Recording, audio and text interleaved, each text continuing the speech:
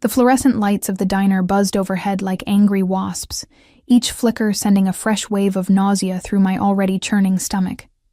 I pressed my palm against the cool stainless steel counter, trying to ground myself as another wave of dizziness threatened to pull me under. 3 hours into my shift, and I'd already dropped a plate, spilled coffee on a customer's lap, and nearly walked straight into the kitchen door. "Ivy, you look like death," Marcus said, my manager's voice cutting through the fog in my head. He stood with his arms crossed, his usual patience wearing thin. "Maybe you should go home early." "I'm fine," I lied, forcing my spine straight despite the exhaustion that had become my constant companion. "Just need more coffee." The irony wasn't lost on me. 6 months ago, I wouldn't have been caught dead in a place like this. A greasy spoon diner on the Lower East Side that smelled perpetually of burnt bacon and desperation. 6 months ago, I'd been on billboards in Times Square, my face plastered across fashion magazines, walking runways during Fashion Week. 6 months ago, I'd been Ivy Mitchell, the next big thing in modeling. Now I was just Ivy, the pregnant girl nobody wanted. The morning sickness was supposed to get better after the first trimester. That's what all the books said, what the free clinic doctor had told me during my last visit. But here I was at 5 months, still fighting the urge to vomit every time I caught a whiff of anything stronger than tap water. The baby, my daughter, according to the ultrasound I'd gotten at the clinic, seemed determined to make her presence known in the most uncomfortable ways possible. I touched my stomach through the oversized uniform shirt I'd specifically chosen to hide the growing bump. She was my secret, my burden, my reason for being here instead of in Milan or Paris or anywhere else my career should have taken me. "Table 7 needs their check," Marcus called, already turning back to the kitchen. And the couple at 9 just sat down. I grabbed my notepad and pen, plastering on the smile I'd perfected over months of this new reality. Customer service smile number 3, friendly but not too friendly, approachable but professional.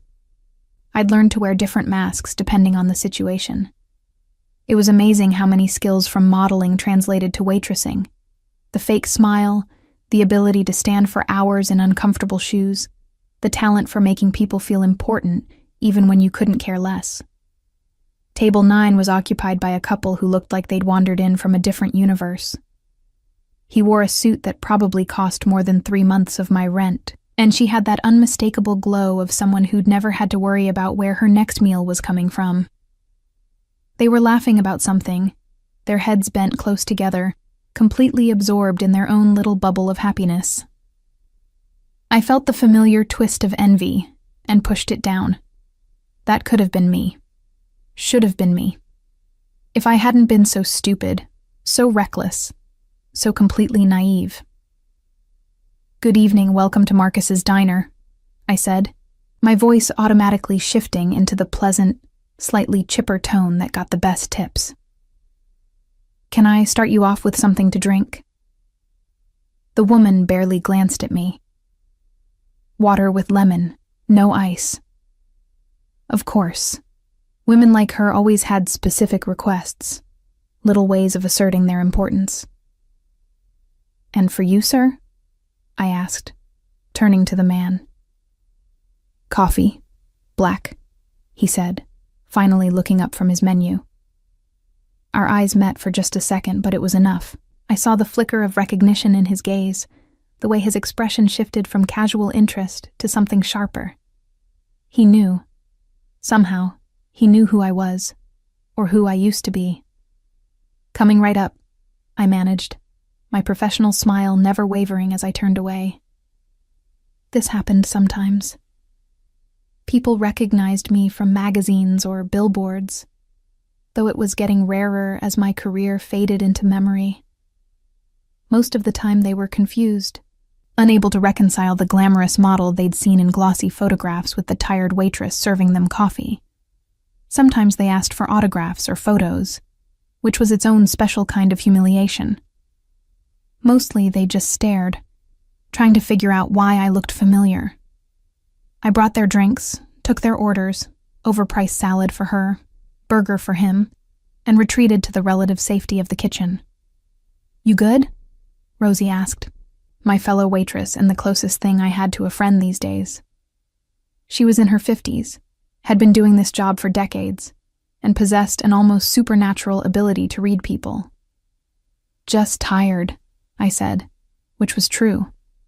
I was always tired now, bone-deep exhaustion that no amount of sleep could fix. "You need to take better care of yourself, honey." Rosie's eyes dropped to my stomach with the knowing look of a woman who'd been through her own share of pregnancies. "That baby needs you healthy." "I'm trying," I whispered, fighting back the tears that seemed to come so easily these days. "I'm doing everything I can." And I was. After my shift here ended at midnight, I'd go home to my tiny studio apartment. A 6th-floor walk-up in a building where the heat barely worked, and the neighbors fought so loudly I could hear every word through the paper-thin walls. I'd sleep for maybe 4 hours before my alarm went off at 5 a.m. for my cleaning job at an office building downtown. 3 days a week, I scrubbed toilets and emptied trash cans until 9 a.m., then came back here for the lunch shift. The money still wasn't enough. It was never enough. My rent was overdue again, my electricity had been shut off twice, and I was still paying off medical bills from my first emergency room visit when the morning sickness had gotten so bad I'd become dehydrated. The free clinic was helpful, but they couldn't provide everything. Prenatal vitamins cost money. Maternity clothes cost money. The baby would need things: diapers, clothes, a crib, and I had no idea how I was going to afford any of it. But I couldn't think about that now. Couldn't let myself spiral into the panic that threatened to overwhelm me every time I tried to plan for the future. Right now, I just had to get through this shift. One foot in front of the other, one order at a time. One more smile for one more customer who didn't know and didn't care that I was drowning. The dinner rush hit hard, a wave of humanity demanding food and attention. I moved through it on autopilot, my body performing tasks my mind was too exhausted to fully process. Refill water glasses, clear plates, smile, take orders, smile, deliver food, smile. The mask never slipped, even as my feet throbbed in the cheap shoes I'd bought at a discount store, even as my back ached from the extra weight I was carrying, even as the baby kicked insistently against my ribs like she was trying to remind me she was there, as if I could forget. It was just after 8 p.m. when the dizziness got worse. I was carrying a tray loaded with plates when the edges of my vision started to blur. The fluorescent lights seemed to pulse, growing brighter and dimmer in rhythm with my heartbeat. The sound of the diner, the clatter of dishes, the hum of conversation, the sizzle of the grill, all faded to a distant buzz. I made it to table 12 and somehow managed to set down the plates without dropping them. The customers thanked me, but their voices sounded like they were coming from underwater. I smiled, always smile, and turned to walk back to the kitchen. That's when the floor tilted. My hand shot out, gripping the back of a chair to steady myself. The room spun, a kaleidoscope of harsh lights and concerned faces. Someone was calling my name, but I couldn't focus on the voice. Couldn't focus on anything except the overwhelming need to sit down, to close my eyes, to make the world stop moving. "Ivy!" Rosie's voice cut through the fog. I felt her hand on my arm, solid and real. "Honey, you need to sit down." "I'm fine," I tried to say, but the words came out slurred. "Like hell you are. Marcus, get over here." What happened next came in fragments. Being guided to a booth, sitting down with my head between my knees, someone pressing a glass of water into my hands. Marcus's voice, tight with worry, saying something about calling an ambulance. "No," I managed, panic cutting through the fog. "No ambulance. Can't afford it. Ivy, you passed out." "I'll be fine. Just need a minute." But I wasn't fine. Even as I said the words, I could feel something was wrong. Not just the dizziness or the nausea, but something deeper. a cramping sensation low in my abdomen that made my breath catch. The baby had stopped kicking. Fear, sharp and cold, cut through everything else. "Hospital," I whispered. "Need to go to the hospital." The next hour was a blur of movement and sound. Rosie calling a cab because I still refused the ambulance. The ride through city streets that seemed to stretch endlessly. The emergency room with its harsh lights and antiseptic smell. Forms to fill out. Questions I barely heard. The mounting terror that something was wrong with my baby, that I was losing her, that this one thing, this one person I'd managed to hold on to was being taken away too. They put me in a bed behind a curtain and attached monitors to my stomach. The sound of the baby's heartbeat filled the small space, steady and strong, and I nearly sobbed with relief. "Everything looks good," the nurse said, her voice kind. "Baby's heart rate is perfect, but you're dehydrated and your blood pressure is low. When's the last time you ate?" I tried to remember. Lunch? No, I'd skipped lunch because we'd been busy. Breakfast had been a granola bar I'd found in my purse. Dinner the night before? I honestly couldn't remember. "I've been working a lot," I said weakly. "You need to take better care of yourself," she chided gently, echoing Rosie's words. "For your baby's sake, if not your own. How far along are you?" 5 months. "And you're still working this much?" She shook her head. "Do you have support? Family? The baby's father?" "No," I said, the word heavy with all its implications. "No family. My parents had made their position clear when I'd told them about the pregnancy. No friends. Most had drifted away when my career imploded. And the baby's father? Isaac Mancini. Even thinking his name sent a complex tangle of emotions through me. Rage, hurt, longing. The memory of one perfect night followed by 6 months of silence. "I'm alone," I said, and it was the truest thing I'd said all day. The nurse's expression softened with pity, which somehow made everything worse. "The doctor will be in soon to examine you. Try to rest." Rest, as if I knew how to do that anymore. As if my mind would let me stop cataloging all the ways my life had fallen apart. All the mistakes I'd made. All the impossibilities of the situation I found myself in. I closed my eyes and let myself remember, just for a moment, what it had felt like to be someone else. To be Ivy Mitchell, model. To walk into rooms and have people know my name. To see my face on magazine covers and feel like I mattered. To have a future that stretched bright and endless before me. That girl was gone now, disappeared the moment those 2 lines appeared on a pregnancy test in the bathroom of my agent's office. And in her place was this, a tired woman in a hospital gown, alone and afraid, trying to figure out how to survive one more day. The curtain moved, and I opened my eyes expecting the doctor. Instead, I found myself looking at a man I didn't recognize. He was around 40, with kind eyes and an expensive watch that probably cost more than everything I owned. He wore scrubs, but something about the way he carried himself suggested he was more than just another emergency room doctor. "Ms. Mitchell?" he asked, glancing at my chart. "I'm Dr. Adrian Colombo. I'll be overseeing your care tonight." Something about his accent caught my attention. Italian, like Isaac's had been. The similarity sent an unexpected ache through my chest. "Thank you," I managed.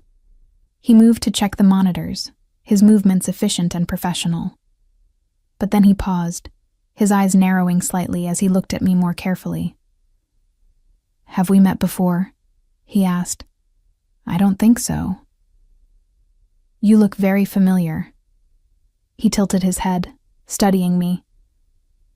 "Not from the hospital, but somewhere else."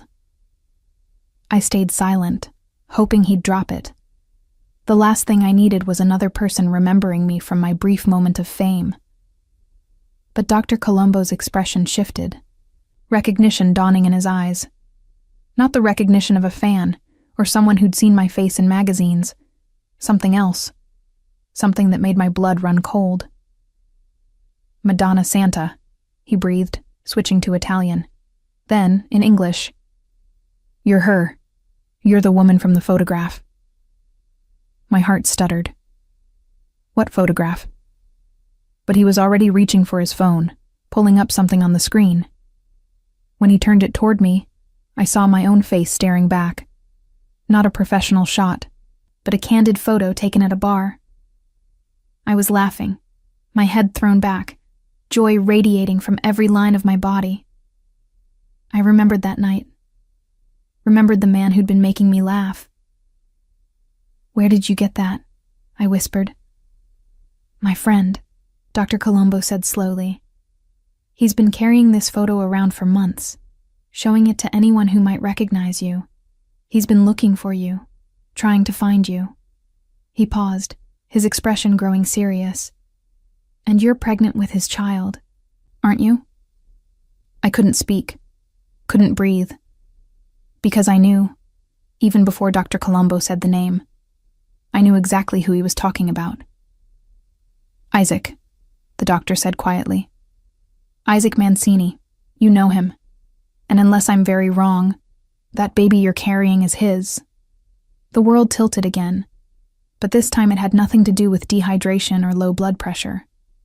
This time it was pure panic, as I realized that the man I'd been running from, the man who'd haunted my dreams for 6 months, was about to find out about our daughter, and there was nowhere left to run. "No," I said, the word escaping before I could stop it. "Please don't call him." Dr. Colombo's expression shifted from surprise to concern. "Ms. Mitchell." "You don't understand," I interrupted, panic making my voice shake. "I can't see him. I can't. He left. He disappeared without a word, and I've been trying to survive on my own. And if he finds out about the baby..." "If he finds out?" Dr. Colombo's eyebrows rose. "You haven't told him?" How could I explain? How could I make him understand that Isaac Mancini wasn't just some man who'd gotten me pregnant and walked away? That everything I'd heard about him in the months since our night together had painted a picture of someone I didn't want anywhere near my daughter?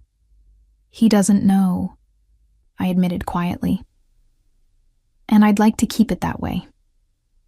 Dr. Colombo was silent for a long moment, his expression unreadable. Then he slipped his phone back into his pocket and moved closer to my bed. "Ms. Mitchell, I've known Isaac Mancini for 15 years. We grew up in the same neighborhood in Brooklyn. I went to medical school while he took over his father's business. We've remained friends despite our very different paths." He paused.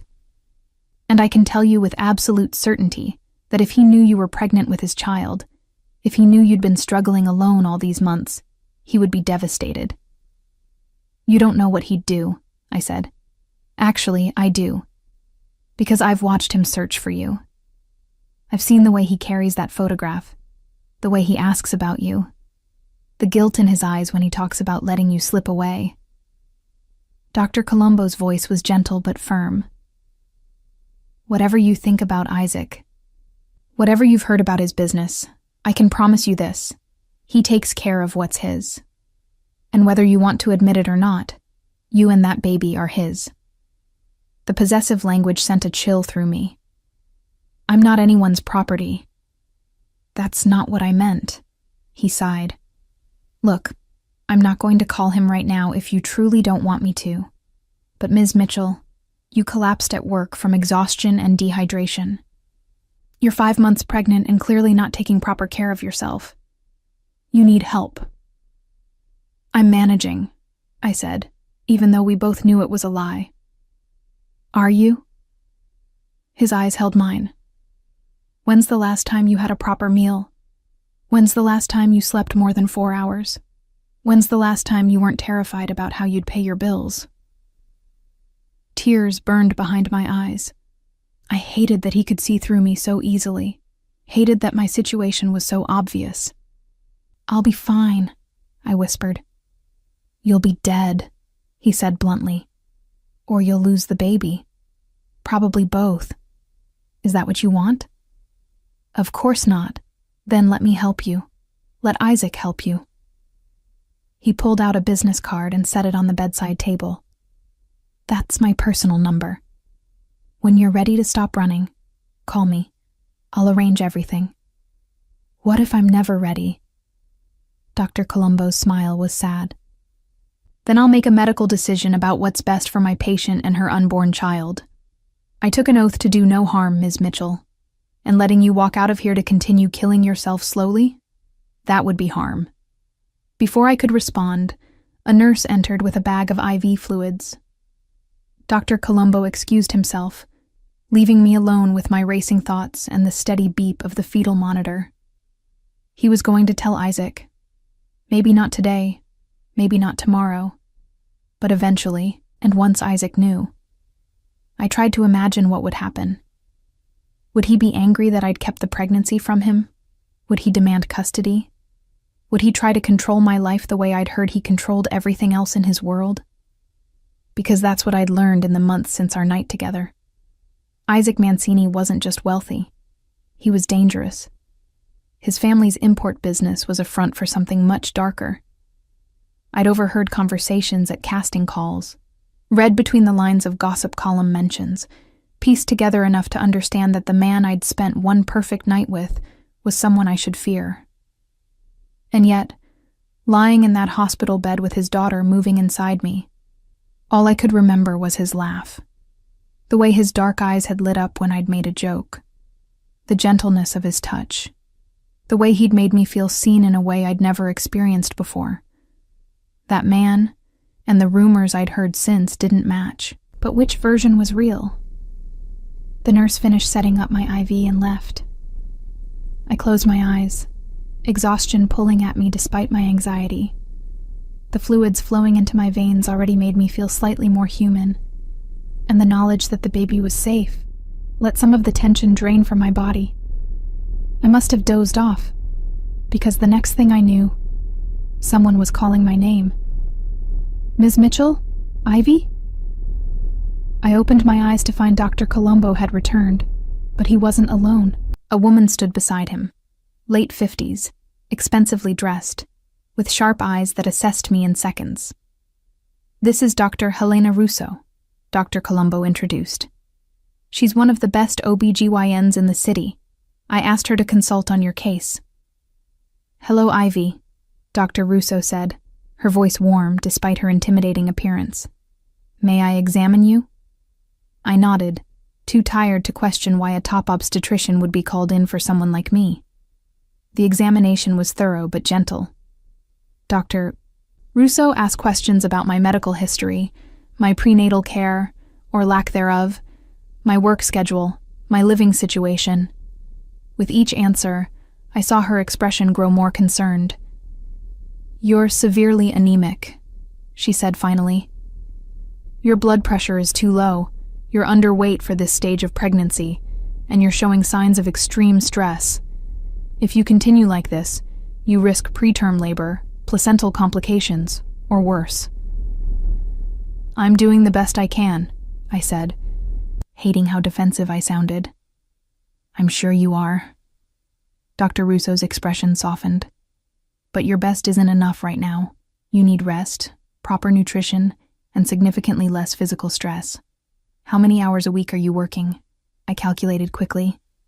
About 70. 70? Her eyes widened. And you're on your feet for most of that? I'm a waitress and a cleaning lady. It comes with the territory. Not anymore, it doesn't. Dr. Russo's voice was firm. I'm writing you a medical leave note effective immediately. No work for at least 2 weeks, possibly longer depending on your recovery. Panic seized me. I can't afford to not work. My rent is already late. I have bills. Then you'll have to find another solution, she interrupted. Because if you continue working at this pace, you won't have to worry about rent. You'll be worried about whether your daughter survives. The blunt statement hit me like a physical blow. I pressed my hand to my stomach, feeling my daughter's reassuring movement. What am I supposed to do? I whispered. Dr. Russo and Dr. Colombo exchanged a look that made my stomach drop. They'd planned this, I realized. This whole consultation was orchestrated. "There's someone who wants to help you," Dr. Colombo said carefully. "Someone who's been looking for you. Someone who has every right to know about his child. You told him." Accusation sharpened my voice. "You promised you wouldn't call him." "I didn't," Dr. Colombo said. "But I texted him a photo of your chart, with your name redacted, showing a 5-month pregnancy with due date that matches the timeline of when you two met. I asked if he wanted to know more." Horror washed over me. "What did he say?" "He's in the waiting room."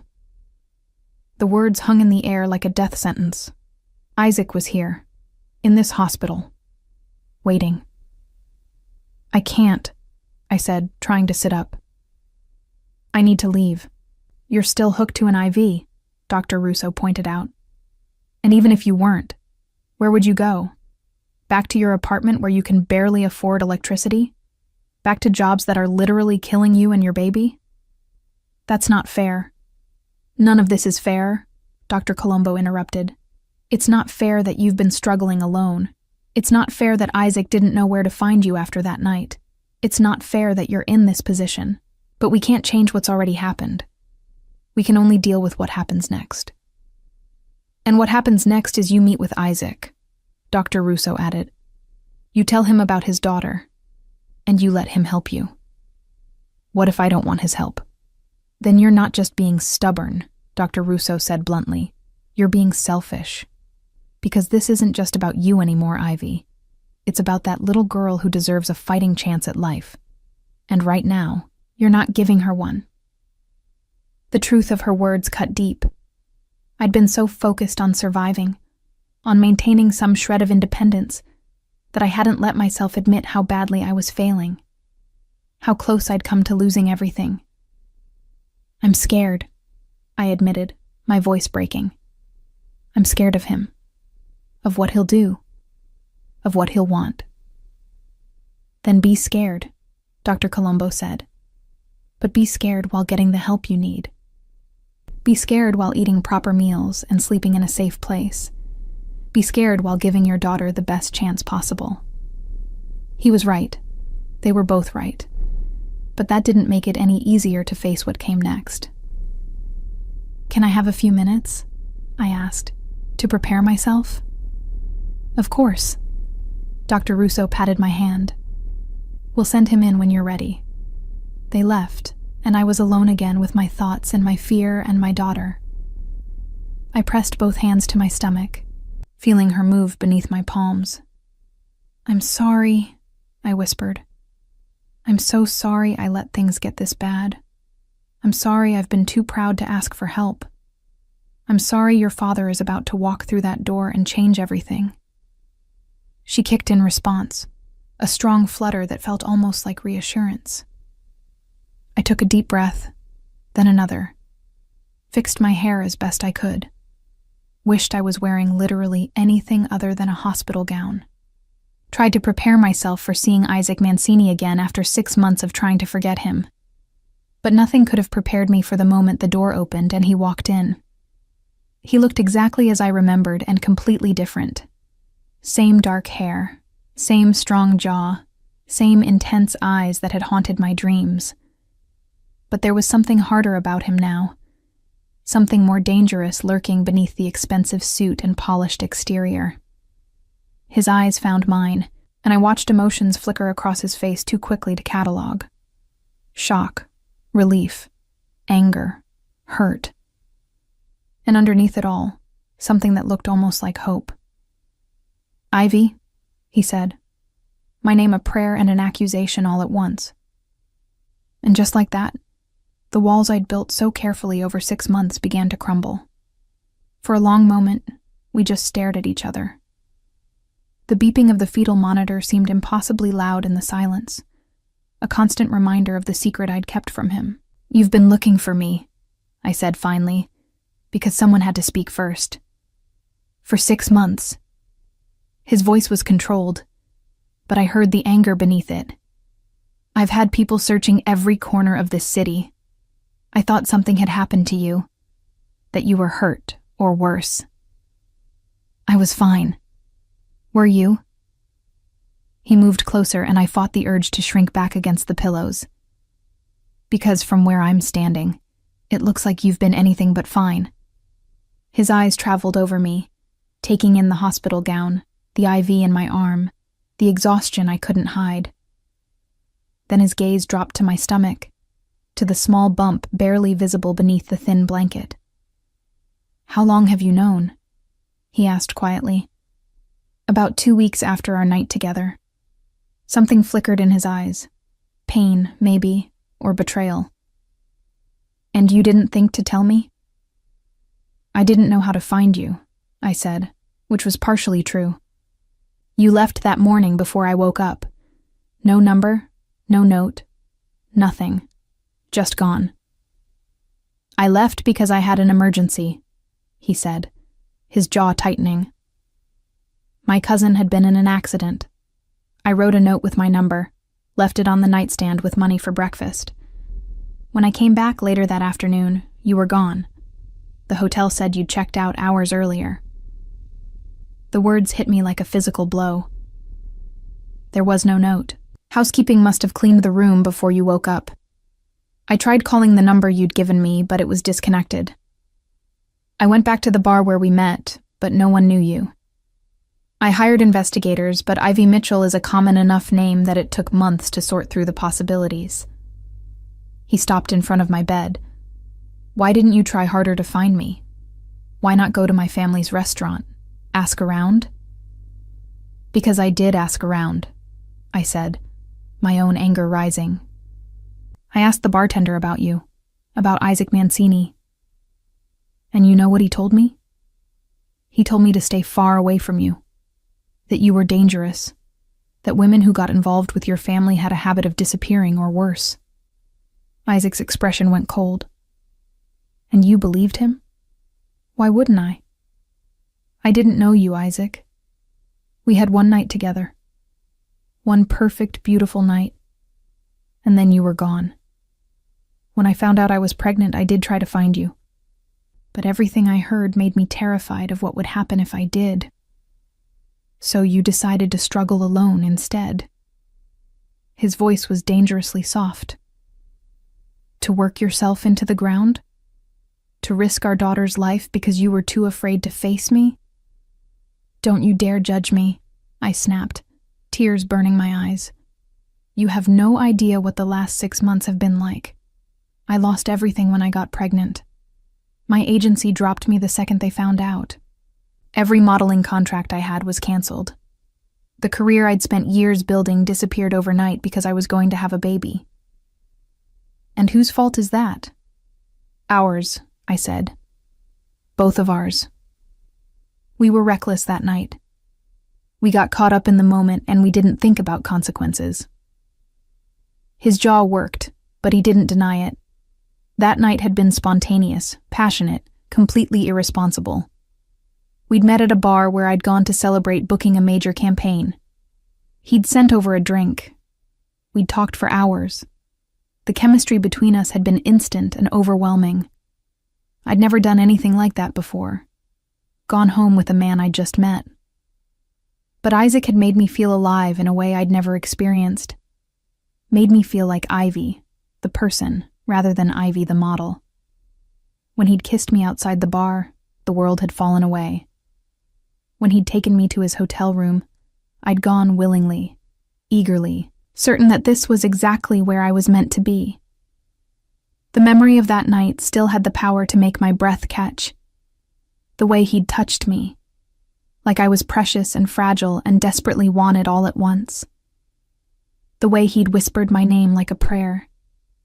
The way we'd fit together, perfectly, inevitably. I'd fallen asleep in his arms, feeling safer and more cherished than I ever had in my life. And I'd woken up alone. I tried to find you, Isaac said quietly, pulling me back to the present. Every day for 6 months I tried. I couldn't stop thinking about you. Couldn't forget the way you laughed or the things we talked about or how it felt to hold you. Adrian kept telling me to let it go, that you'd clearly wanted to disappear. But I couldn't accept that. Why? The question escaped before I could stop it. It was just one night. No, he said firmly. It wasn't. You felt it too, Ivy. That connection. That certainty that we'd found something rare. I had felt it. That was what made everything so much harder. It doesn't matter what I felt, I said. You're still who you are, and I won't bring my daughter into that world. Our daughter, he corrected. And what world exactly do you think you're protecting her from? One where violence solves problems, where people disappear, where she'll be safe, he interrupted. Where she'll be protected, where she'll have everything she needs. His voice softened. I won't lie to you about my business, Ivy. My family operates in gray areas. We do what we have to do to survive and thrive in a world that wasn't built for people like us. But I've never hurt an innocent person. Never targeted someone who didn't deserve what they got. And I would die before I let any harm come to you or our child. That's what I'm afraid of, I whispered. That you'll die, that she'll grow up without a father, that I'll spend every day terrified that something will happen to you. Isaac reached out slowly, giving me time to pull away. When I didn't, his hand covered mine where it rested on my stomach. The touch sent electricity through me, the same spark I'd felt that first night. I can't promise nothing will ever happen to me, he said. But I can promise that if something does, you and our daughter will be taken care of for the rest of your lives. You'll never struggle, never worry, never have to work 3 jobs just to survive. I don't want your money, I said, even though we both knew it was a lie. I desperately needed money, needed help, needed everything he was offering. Then what do you want? The question hung between us. What did I want? To go back in time and make different choices? To have never met him? To have never gotten pregnant? No. Despite everything, I couldn't wish away my daughter. She was the one good thing to come from this disaster. I want to raise my daughter in peace, I said finally. I want her to have a normal life. That's not possible anymore, Isaac interrupted. The moment Adrian sent me that message, the moment I walked through that door and saw you pregnant with my child, everything changed. You can't go back to your life before, Ivy. It's not safe. What are you talking about? I have enemies, he said bluntly. People who would love nothing more than to hurt me by hurting what's mine. And whether you like it or not, you and our daughter are mine now. The second word gets out that I have a child, you both become targets. The casual possessiveness of his language sent a chill through me. I'm not yours. You are, he said with absolute certainty. You became mine that night 6 months ago, and now we have a daughter together, which makes you family. In my world, family is everything. Family is protected at all costs. So what are you saying? That I'm a prisoner now? I'm saying you're under my protection. There's a difference. He pulled his hand back, reaching into his jacket pocket. Here's what's going to happen. You're going to be discharged from this hospital in the morning. Dr. Russo has already arranged everything, and you're going to come home with me. No. It's not a negotiation, he continued as if I hadn't spoken. You'll live in my apartment where you'll be safe. You'll have access to the best medical care money can buy. You'll eat proper meals and get proper rest. And in 4 months, when our daughter is born, you'll do so in the best hospital with the best doctors, not some free clinic. And if I refuse? His expression hardened.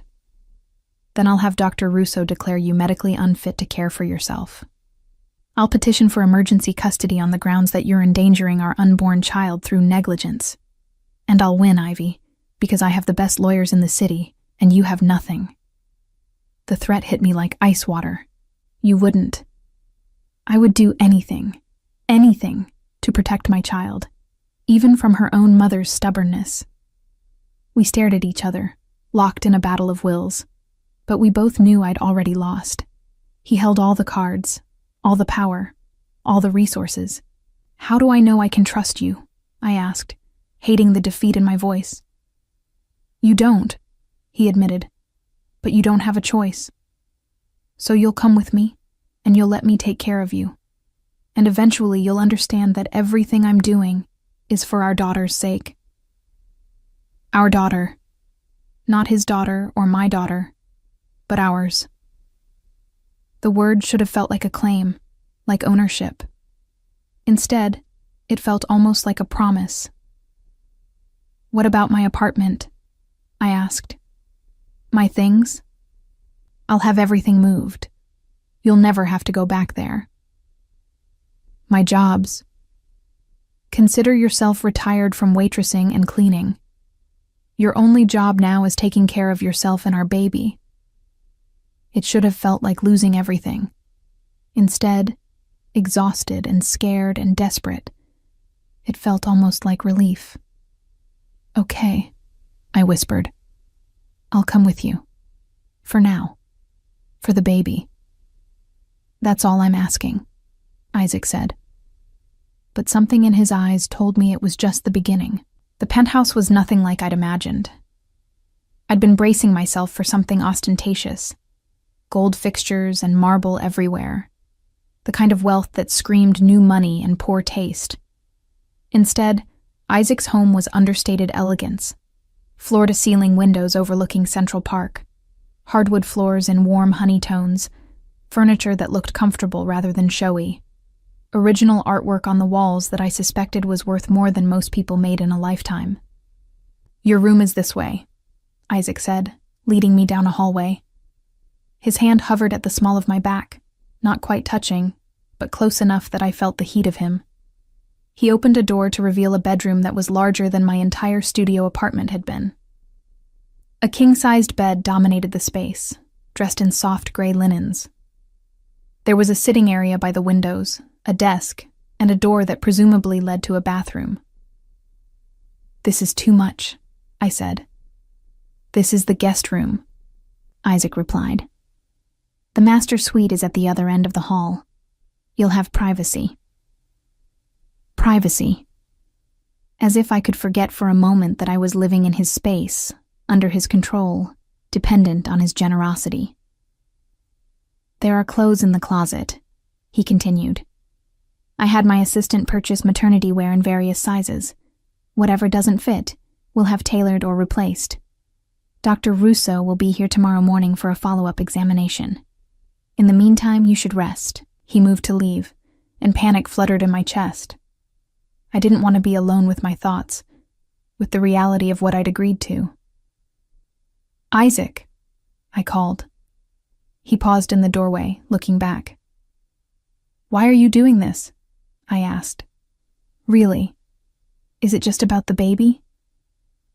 Something shifted in his expression. For a moment, the controlled mask slipped, and I saw beneath it to the man I'd met that night 6 months ago. No, he said quietly. It's not just about the baby. I told you, I've been looking for you.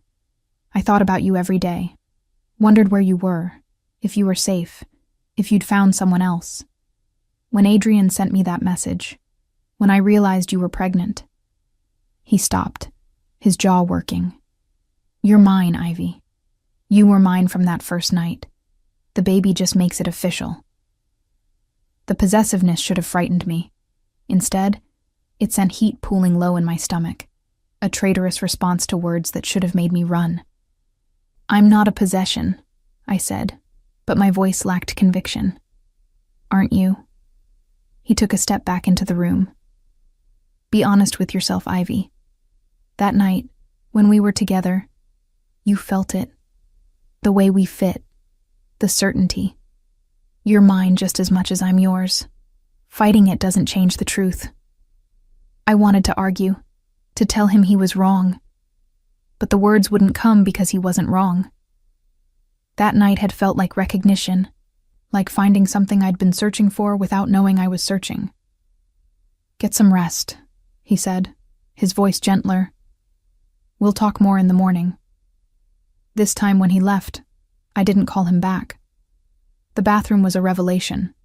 A deep soaking tub, a shower with multiple heads, heated floors, and a counter stocked with expensive toiletries. I ran a bath, sinking into water that was actually hot. A luxury I hadn't experienced in months since my apartment's water heater had been broken. As I soaked, letting the heat ease the constant ache in my back, I tried to process everything that had happened.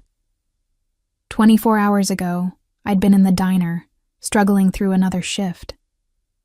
Now I was in a penthouse bathroom that was bigger than my entire former apartment, preparing to live with a man I barely knew who happened to be the father of my child.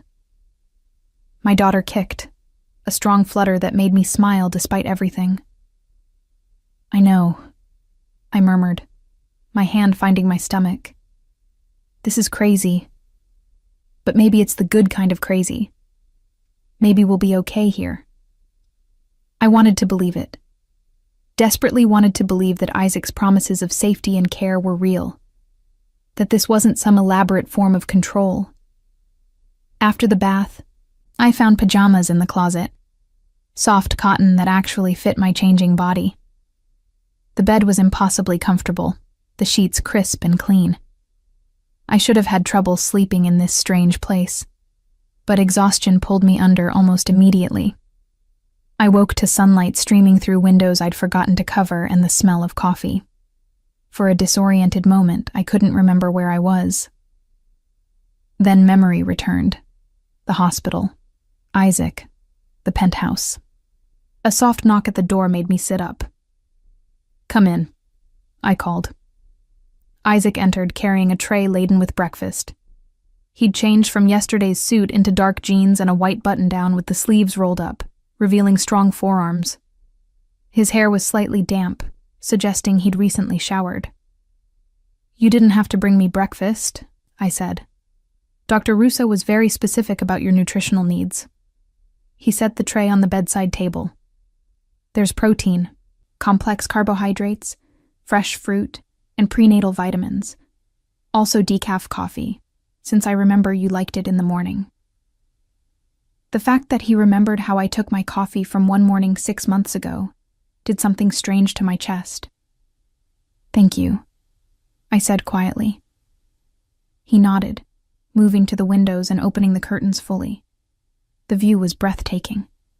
Central Park spread out below, the city beyond it. "I have some business to attend to this morning," he said, "but I'll be back before Dr. Russo arrives at 11. Marco will be outside if you need anything." "Marco?" "My head of security. He'll be stationed outside the apartment whenever I'm not here." "I'm not a prisoner," I said, the words automatic. "No," Isaac agreed. "You're protected. There's a difference." After he left, I ate the breakfast, which was delicious, and explored my new surroundings. The closet was indeed full of maternity clothes, everything from casual wear to elegant dresses, all expensive, all in styles I would have chosen for myself. Someone had done their homework. I was examining a particularly beautiful sweater when my phone buzzed. I'd almost forgotten I had it, having kept it off most of the time to conserve battery and avoid collection calls. The message was from a number I didn't recognize. "Heard you landed on your feet. Good for you. Hope you know what you're getting into. Sienna, my former agent. The woman who'd dropped me the second she found out I was pregnant." I stared at the message, trying to understand how she even knew where I was. Then I remembered the couple at the diner last night, the man who'd recognized me. Word traveled fast in certain circles. Before I could respond, another message came through. "Be careful. Isaac Mancini isn't what he seems. Ask him about his ex-wife." Ice ran through my veins. Ex-wife. Isaac had been married before. I paced the room, phone clutched in my hand, debating what to do with this information. Should I confront Isaac? Ignore Sienna's warning? Try to find out more on my own? The decision was made for me when the apartment door opened and voices filtered down the hallway. Isaac was back, and he wasn't alone. "Don't care what the Castellanos think," Isaac was saying, his voice hard. "They made their move, and they failed. Now they'll deal with the consequences. And the consequences could start a war." This voice was unfamiliar, male, with an accent similar to Isaac's. "Then we'll have a war." I opened my bedroom door slightly, peering down the hallway. Isaac stood in the living room with two other men. One I recognized as Dr. Colombo. The other was younger, maybe late 20s, with the same dark eyes and strong features as Isaac. A brother, maybe, or cousin. "Isaac, be reasonable," Dr. Colombo was saying. "You're in a vulnerable position right now, with Ivy and the baby." "Don't." Isaac's voice dropped dangerously low. "Don't use them as leverage or a reason for me to back down. If anything, they're exactly why I need to end this now. I won't have my family threatened." "What's going on?" I asked, stepping fully into the hallway. All three men turned to look at me. Dr. Colombo smiled warmly. The younger man's eyebrows rose with interest. Isaac's expression softened slightly, though tension still lined his shoulders. "Ivy," he said. "I thought you'd still be resting." I heard voices. I moved closer, my hand instinctively protecting my stomach. "What's this about threats?" Isaac and the other men exchanged glances. Some silent communication passed between them. "It's nothing for you to worry about," Isaac said. "If it involves me and the baby, I deserve to know." He studied me for a long moment, then nodded. "Luca, Adrian, give us a moment." The two men left, though I caught the younger one, Luca, giving me an appraising look as he passed. Once we were alone, Isaac gestured to the sofa. "Sit, please." I sat, and he took the chair across from me, leaning forward with his elbows on his knees. "There's a family," he began. "The Castellanos. They've been trying to expand into territory my family controls. Last week, they made a move that crossed lines that shouldn't be crossed. I responded appropriately. Now they're escalating." "What does that have to do with me?" "They know about you now, about the baby, which means you're a target." The words sent fear spiraling through me. How did they find out? Someone at the hospital must have talked, or someone at the diner recognized you, put together that you were pregnant, remembered seeing you with me that night. He shook his head. "It doesn't matter how. What matters is that they know, and they'll try to use that knowledge." "To do what?" "To hurt me through you," he said bluntly. "That's why you're here, why Marco is outside, why you can't leave without security. I won't let them touch you, Ivy. I won't let anyone touch what's mine." There it was again, that possessive language that should have repelled me. "I want to make a deal with you," I said suddenly. His eyebrows rose. "What kind of deal?" "I'll stay here. I'll let you protect me and the baby. I'll follow whatever security protocols you think are necessary." I paused. "But I need honesty from you. Complete honesty. No more surprises." "What do you want to know?" "Everything.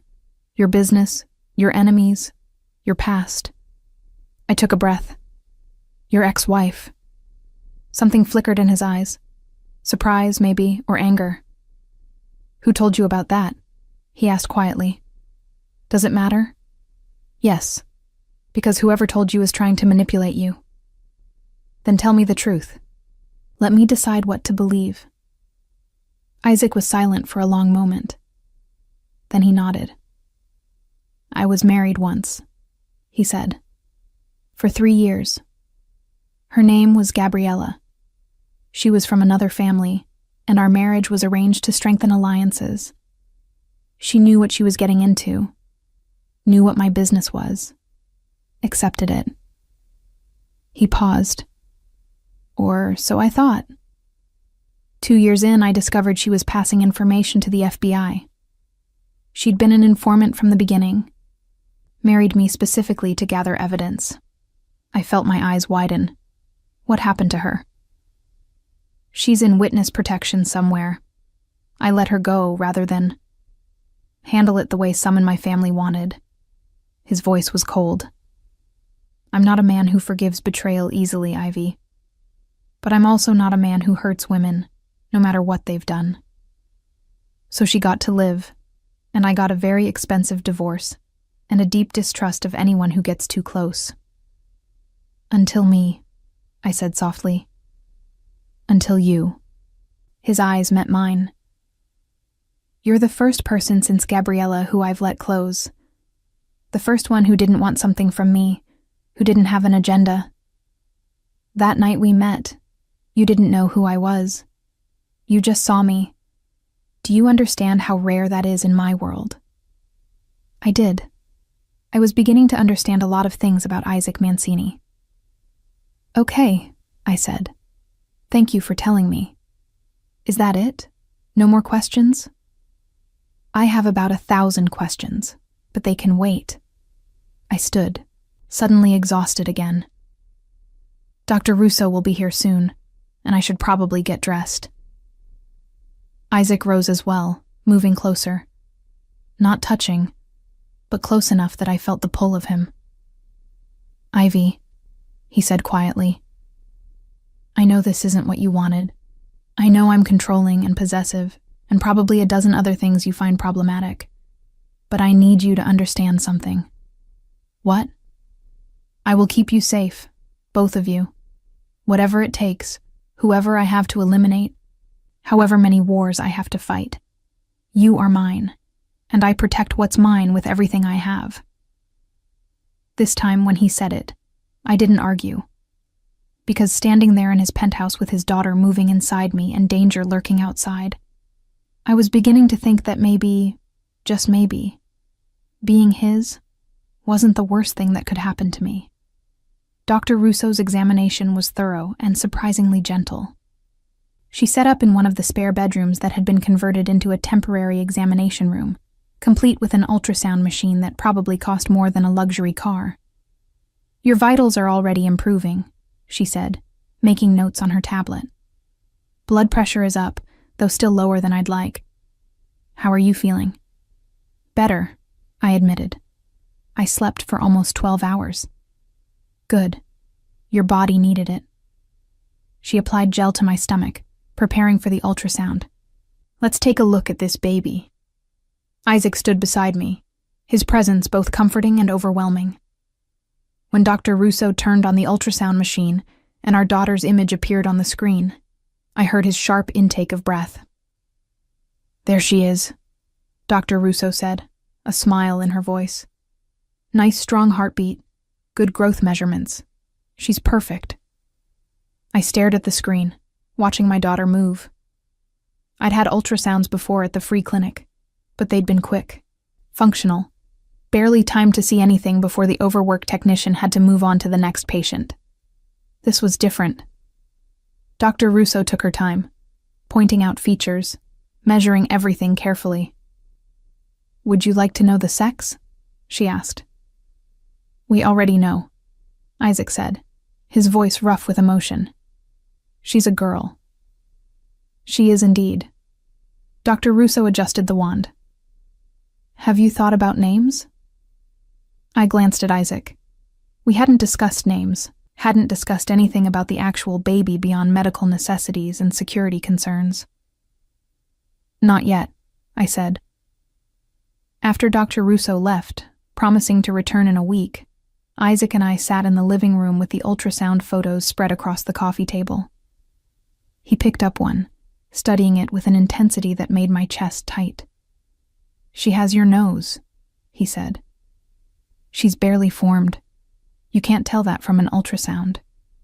I can. His thumb traced over the image. And she'll have your stubbornness too, I'm sure. Despite everything, I smiled. Probably. He set down the photo, his expression growing serious. Ivy, we need to talk about the future, about what happens when she's born. My smile faded. What do you mean? I mean logistics, where you'll live, what role I'll play, custody arrangements. I'm not giving you custody, I said immediately, defensive. I'm not asking you to, but I am her father. I have rights. Rights you didn't know you had until 3 days ago. And whose fault is that? The edge in his voice made me flinch. He saw it, and his expression softened. I'm sorry, that wasn't fair. But Ivy, we need to figure this out. I can't have my daughter growing up in uncertainty. I need to know she's safe, that she's provided for, that she's legitimate. Legitimate? My heir, he clarified. In my world, bloodlines matter. She needs to be recognized as a Mancini, protected by the family name. And how do we do that? He was quiet for a moment, and I had the sense he was choosing his words carefully. The traditional way would be marriage. The word hung in the air between us. You can't be serious, I said. Why not? We're having a child together. We're living together. We're strangers, I interrupted. We spent one night together 6 months ago, Isaac. That doesn't make us ready for marriage. My parents had an arranged marriage. They met twice before their wedding. They built a life together, had children, created a partnership that lasted 40 years until my father died. Love came later. I don't want an arranged marriage. What do you want? He challenged. To raise our daughter as a single mother. To have her known as my illegitimate child. To spend your life looking over your shoulder, wondering when my enemies will make a move. I stopped, frustrated. What did I want? A fairy tale? A romance where the dangerous mob boss fell in love with the struggling model and they lived happily ever after? That wasn't real life. I need time, I said finally. To think. To figure out what's best for our daughter. How much time? I don't know. Months, maybe. Until she's born, at least. Isaac's jaw tightened, but he nodded. Fine. We'll table the marriage discussion. For now. But Ivy, understand this. Whether we're married or not, you're mine. You and our daughter. That doesn't change. Before I could respond, his phone buzzed. He glanced at it, and his entire demeanor shifted. The careful control he'd maintained cracked, revealing something darker beneath. I need to take this, he said, already standing. Marco will be outside if you need anything.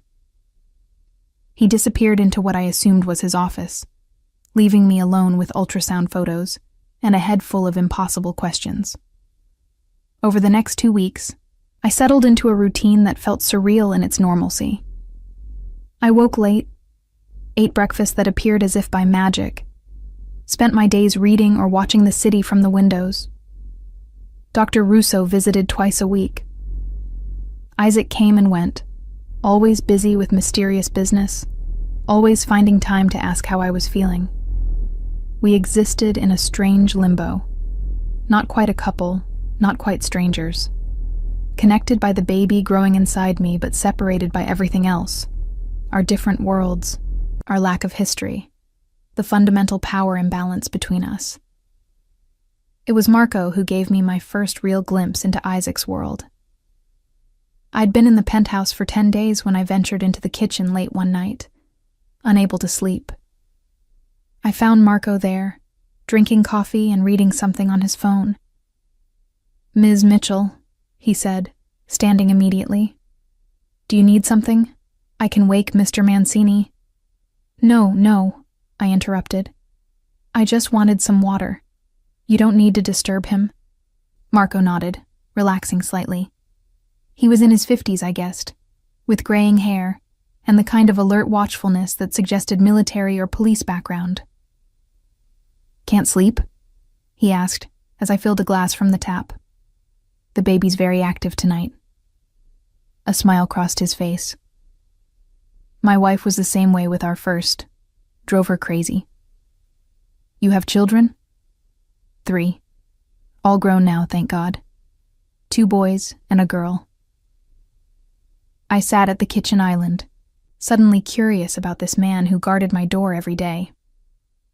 How long have you worked for Isaac? 20 years, since he was 14, and I was his father's driver. Marco's expression grew distant.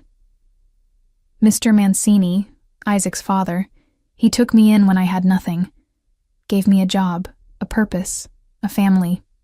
When he died, Isaac inherited everything, including me. He smiled slightly. Best inheritance he got, if you ask me. What was Isaac like? At 14? Serious. Too serious for a kid that age.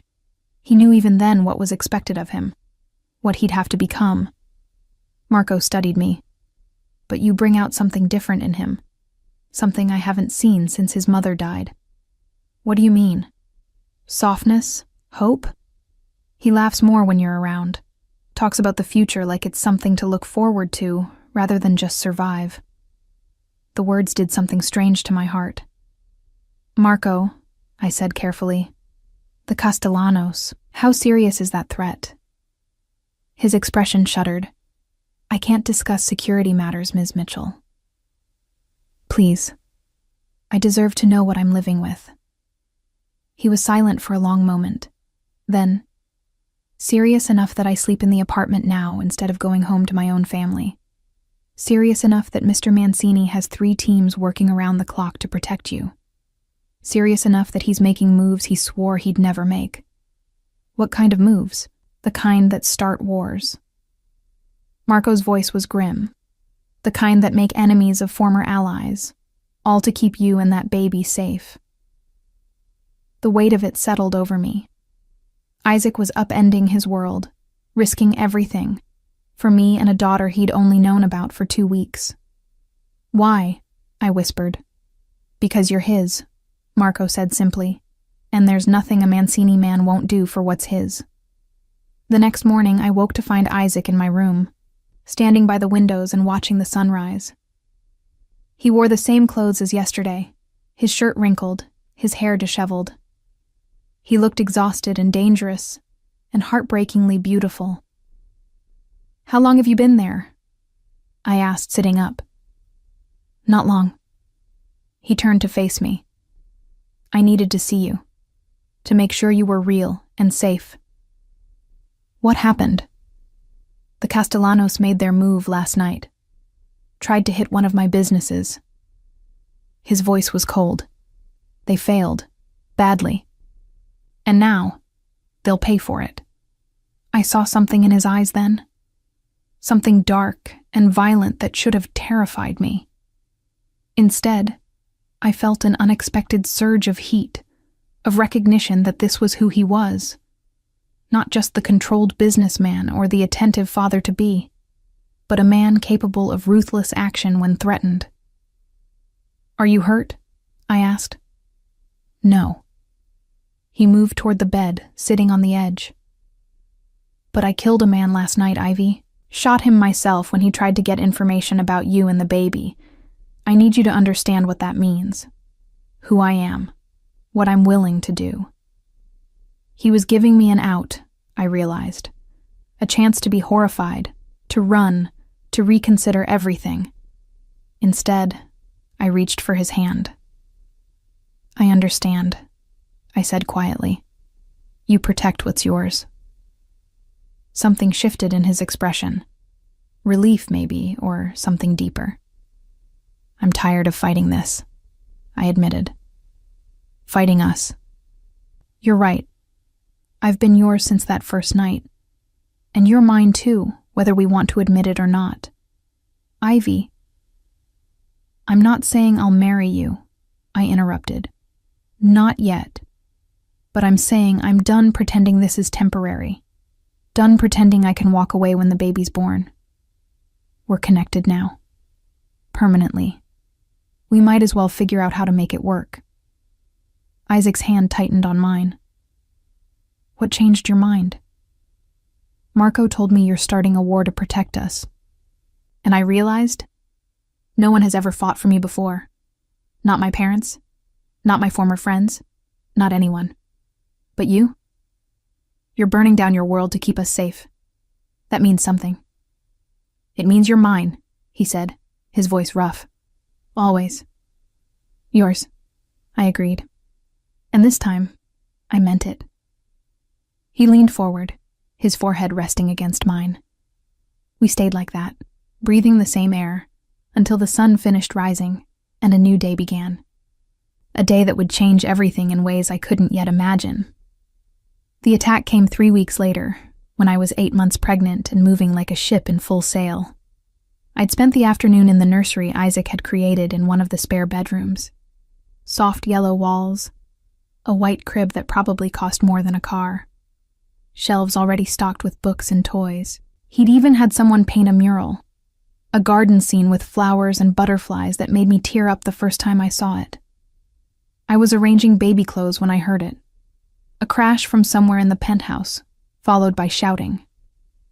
Male voices, angry and urgent. My first instinct was to run to Isaac, but Marco had drilled security protocols into me over the past weeks.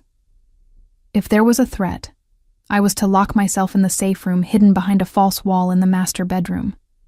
I moved as quickly as my swollen body allowed, my heart hammering against my ribs. The safe room door was disguised as a bookshelf, activated by pulling out a specific book. My hands trembled as I found it, pulled, heard the click of the mechanism. The heavy door swung open just as I heard footsteps in the hallway. "Find her!" a voice shouted. Not Marco, not Isaac, someone else. I slipped inside the safe room and pulled the door shut, engaging the lock. The space was small, but equipped. Monitors showing security camera feeds, a phone connected to a direct line to Isaac's security team, water, first aid supplies, even a bathroom. On the monitors, I watched nightmare unfold. 3 men moved through the penthouse, strangers, armed, clearly searching. I saw Marco appear from the kitchen, his weapon drawn. Saw one of the intruders turn toward him. The sound of gunfire was muffled through the reinforced walls. But I saw Marco go down. A sob caught in my throat.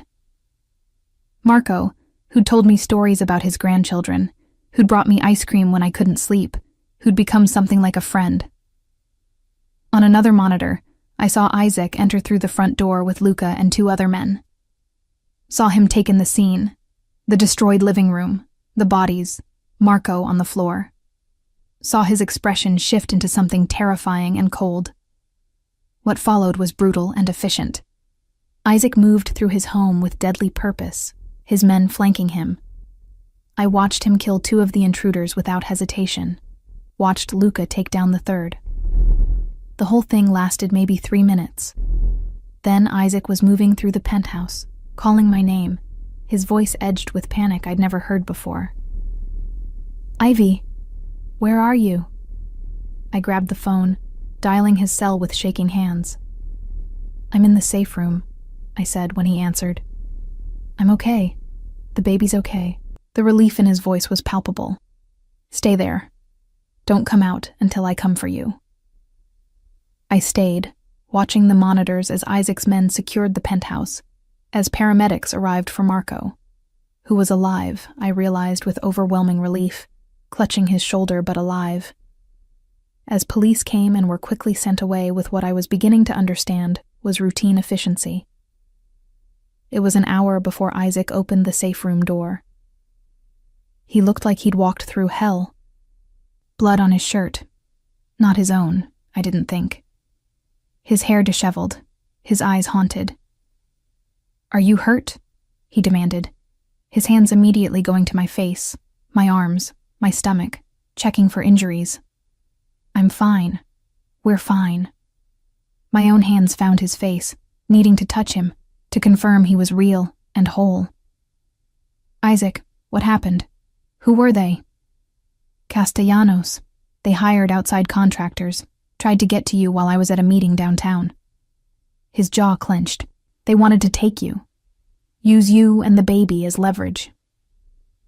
The reality of how close I'd come to being taken sent ice through my veins. But they failed. Because Marco was here. Because you followed protocol. He pulled me against him, as close as my pregnant belly allowed. But they won't stop, Ivy. This was their answer to my last move. They'll keep coming until one of us is destroyed. Then destroy them first, I said, surprising myself with the vehemence in my voice. Isaac pulled back to look at me, something like admiration in his eyes. You understand what that means? What I'll have to do? I understand you'll do whatever it takes to keep our daughter safe. That's all that matters. He kissed me then, hard and desperate, acclaiming that I returned with equal intensity. When we broke apart, we were both breathing hard. I need you to marry me, he said. Not eventually, not someday, now, tomorrow, as soon as I can arrange it. Why now? Because if you're my wife, you're protected by every alliance I have. Because our daughter needs to be legitimate before she's born. Because I need everyone to know you're mine, that touching you means war with the entire Mancini family and every family we're allied with. And if I say no, then I'll respect your choice and protect you anyway. But Ivy... His hand came to rest on my stomach, where our daughter was kicking frantically, agitated by my elevated heart rate.